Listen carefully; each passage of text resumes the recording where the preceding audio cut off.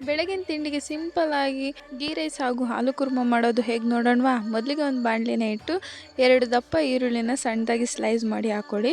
ಅದ್ರ ಜೊತೆಗೆ 7ರಿಂದ 8 ಆಲೂಗಡ್ಡೆ ಹಾಗೆ ಒಂದು ಕೈ ಹಿಡಿಯುವಷ್ಟು ಹಸಿ ಬಟಾಣಿ ಕಾಳನ್ನ ಹಾಕ್ಕೊಳ್ಳಿ.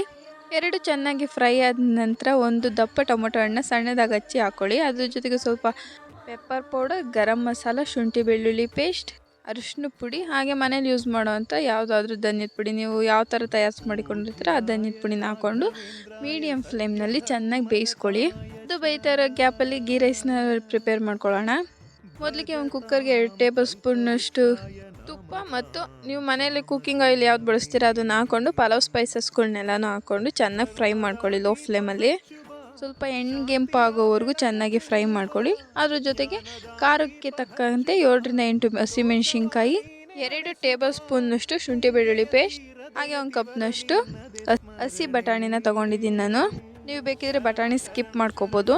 ಇದಕ್ಕೆ 1 ಲೋಟದಷ್ಟು ಹಾಲನ್ನ ಹಾಕ್ಕೊಂಡು 3 ಲೋಟದಷ್ಟು ನೀರನ್ನ ಹಾಕ್ಕೊಂಡಿದ್ದೀನಿ. 2 ಕಪ್ ರೈಸಿಗೆ ಆಗೋಷ್ಟು ಅಳತೆದಿದ್ದು.